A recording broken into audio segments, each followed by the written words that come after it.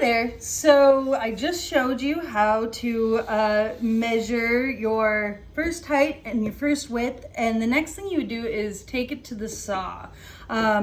Because the best way to get two more sides that are exactly the same as the previous ones you made is to actually use your first cut height measured trim stock and your first width to act as templates for the other two that you need.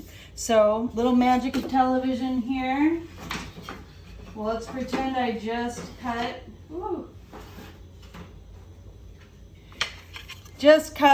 a width and a height on my chop saw. And I have this length of wood still left over. All right, then my next step is I'm going to use the boards that I had already cut to make two more boards that look exactly like the first two. I'm gonna start the same way I did last time. I wanna make sure I have a really square edge to start my measurements from. So I'll align my ruler, leave a little bit of room for waste to account for what's lost by the blade girth.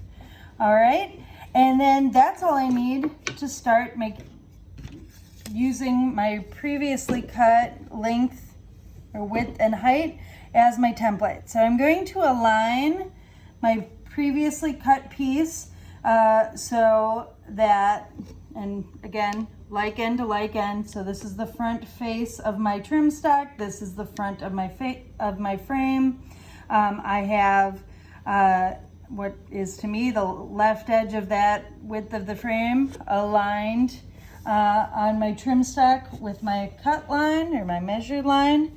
And then with my sharp pencil, I'll just go ahead and mark the location of the right edge. All right. Then, just like I did last time, I'll go ahead and pull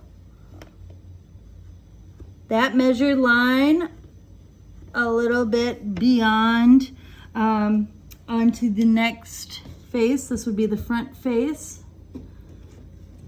and the back face of my frame. And then I'll continue using it as a template. So this is not the one I need. This is, so now what I'm gonna do is back to back, just like we did with our pre-made template.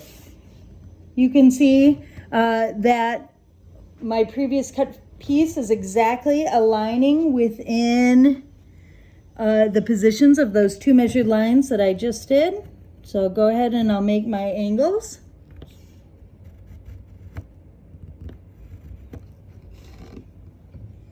Just like that. And you can see they connect exactly, precisely, perfectly to the first line that I made.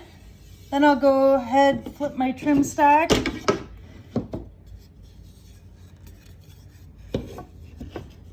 Use that original piece again as my template. Again, the distances are falling exactly within, and I'm clamping the front planes between my fingers so that I can make very precise measurements. All right, and just beyond those measurements, I'll go in and I'll make my X's to show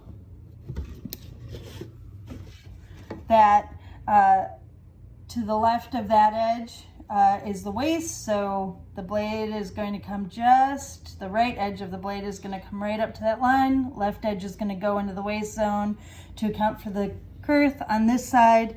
That left edge of my chop saw blade is going to come right up to that cut line, and the remainder of its blade girth is going to move to the right, so that into that waist zone.